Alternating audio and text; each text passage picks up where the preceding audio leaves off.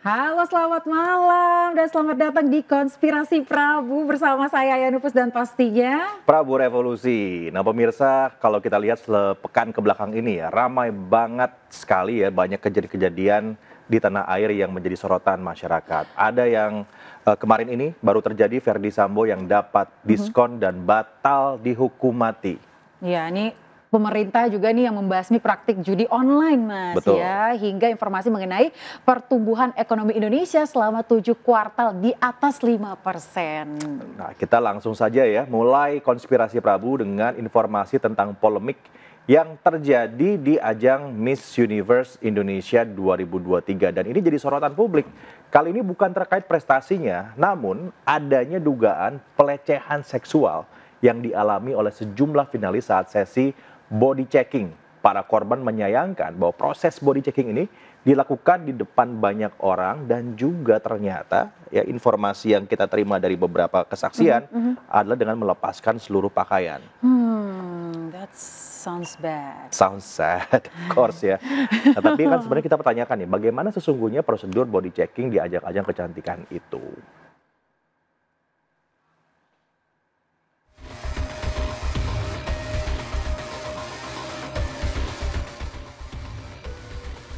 Ajang kecantikan Miss Universe Indonesia 2023 mendadak jadi sorotan. Hal ini bermula dari laporan terkait dugaan pelecehan seksual kepada sejumlah finalis. Dugaan pelecehan terjadi awal Agustus saat proses pemeriksaan tubuh atau body checking yang harus dilalui oleh para finalis tanpa ada pemberitahuan terlebih dahulu. Hingga akhirnya kuasa hukum salah satu finalis telah melaporkan tindak dugaan pelecehan seksual ini ke pihak Polda Metro Jaya. Melaporkan perbuatan dugaan adanya pelecehan yang dilakukan terhadap klien kami. Ada beberapa orang sebenarnya, kedepannya nanti akan digali pada saat proses penyidikan nanti. Pihak pelapor mengklaim bahwa beberapa finalis ini diminta untuk membuka busana dan difoto di dalam sebuah ruangan oleh laki-laki. Saya sebagai Province Director Jawa Barat mewakili 3 orang anak-anak saya, yaitu Mutia, Jelita, juga Acit. Sangat sedih ya, waktu mereka ceritakan mereka dipaksa buka BH, buka bra, terus ditutup karena ada laki-laki juga, itu sekitar 2-3 orang, tapi dipaksa untuk buka gitu. Jadi di sini mereka telanjang dada, tapi walaupun laki-laki itu tetap diduga sebagai gay, tetap saja itu satu orang laki-laki menurut saya ya. Para korban menyayangkan body checking dilakukan di depan banyak orang. Sejumlah korban juga mengaku trauma akibat tindakan tersebut. Jadi kronologi pribadi dari saya sendiri, saya merupakan salah satu finalis yang awal-awal melakukan body checking. Jadi saya hanya sendiri melakukan body checkingnya. Pertama saya hanya disuruh fitting untuk evening gown saja. Nah saat saya masuk, tiba-tiba saya disuruh untuk membuka semua underwear saya kecuali underwear bagian bawah saya. Dan di sana saya langsung menutup bagian bawah dada saya. Lalu saya dibentak dan dimarahi kalau saya tuh sangat tidak bangga dengan tubuh saya sendiri. Gimana kalau nanti saya dikirim ke kompetisi internasional yang pasti akan dilihat telanjang oleh semua banyak orang. Lalu saya di situ merasa agak tertekan, tapi saya juga tidak bisa berbuat apa-apa karena takut sebagai itu salah satu penilaian. Dan di situ hanya ditutup oleh sekat kayu saja dan itu terbuka, banyak orang bisa lalu lalang, dan di situ juga ada pria juga. Jadi ada beberapa wanita dan beberapa pria juga, jadi benar-benar ramai. Dan saya sendiri yang telanjang, saya benar-benar sangat tertekan di situ karena dilihat oleh jenis kelamin yang lain dan sangat ramai. Lalu saya disuruh untuk angkat kaki saya satu ke kursi untuk dilihat kaki saya bagaimana, bagian bawah private saya bagaimana, lalu saya disuruh muter badan. Nah di situ saya agak terganggu dan sampai sekarang saya masih overthinking, susah tidur karena mental saya masih kepikiran bagaimana mereka selalu mengurusi bagaimana, kasarnya itu adalah body shaming karena menilai dari kulit saya bagaimana, lalu mereka juga saya dipertontonkan ramai-ramai orang, and then kemudian selesai dari fitting itu saya langsung disuruh fitting evening gown, dan saya harap ke depannya tidak ada korban selanjutnya untuk dari kegiatan body checking ini. Para korban berharap polisi memanggil pihak yang bertanggung jawab, terutama dari penyelenggara, yakni PT Capella Swastika Karya, untuk dimintai keterangan. National Director and Owner Miss Universe Indonesia, Poppy Capella, akan melakukan investigasi dan memeriksa hal-hal yang dituduhkan. Pihaknya juga akan mengambil sikap dan tindakan yang diperlukan agar polemik ini menjadi jelas.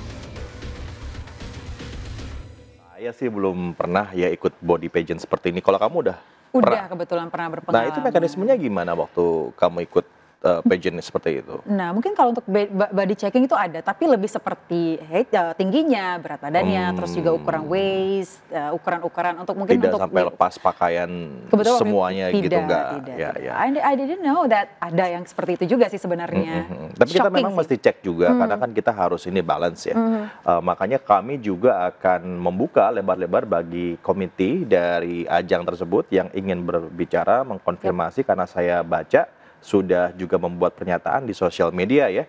Jika ingin juga memberikan pernyataan di televisi atau di media mainstream seperti di iNews, kami akan terima kapanpun Anda mau datang begitu ya, untuk mengkonfirmasi berita tersebut apakah benar atau salah. Karena banyak sekali ya Mas ya anak-anak yang mungkin yang berpotensi juga terlibat dalam kompetisi ini. Tentunya, ya, tentunya. Jadi semuanya harus dicek. Ya harus dicek, termasuk juga ini ketika Rocky Gerung. Rocky Gerung pada saat berbicara, melontarkan kritiknya, mesti dicek juga apakah perlu dilanjutkan dengan kalimat-kalimat kasar lainnya atau bagaimana. Nah, kita sama-sama tahu bahwa kasus Rocky Gerung ini kan kemarin masih terus berlanjut. Ia dilaporkan ke Pengadilan Negeri Jakarta Selatan, sekarang atas dugaan perbuatan melawan hukum. Ya, jadi sudah beda nih pasal yang dilaporkan atau yang digunakan. Iya.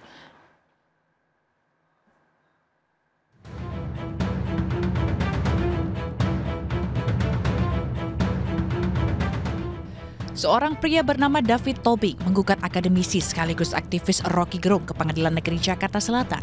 Gugatan atas dugaan perbuatan melawan hukum. Adapun sidang perdana kasus ini dijadwalkan digelar 22 Agustus 2023. Sebelumnya pernyataan Rocky Gerung di kanal YouTube milik Refli Harun mendulang sorotan.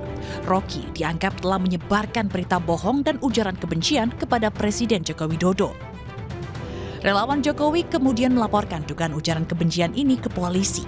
Kepala Staf Presiden Muldoko mendukung penuh Rocky Gerung dilaporkan. Muldoko bahkan mengibaratkan Rocky Gerung seperti robot. Kan orang pintar nggak punya hati, ya robot itu. Dan robot itu biasanya ada yang mengendalikan itu, ada yang itu apa yang meremut. Cari sendiri tuh siapa yang meremut. Itu yang pertama. Yang kedua, saya ingin mengingatkan ya, tugas yang melekat di kepala staf presiden adalah menjaga kehormatan presiden. Jangan main-main itu. Sekali lagi saya ulangi, jangan main-main. Ya. Kalau sudah bersinggungan dengan itu, saya akan berdiri paling depan itu. Saya sebagai prajurit biasa mempertaruhkan nyawa di medan perang tanpa kalkulasi. Sementara itu Presiden Joko Widodo angkat bicara. Jokowi enggan ambil pusing menanggapi kritik yang dilayangkan Rocky Gerung. Rocky Gerung Pak, dilaporkan pernyataan Rocky Gerung. Rocky Gerung sama Refli Harun.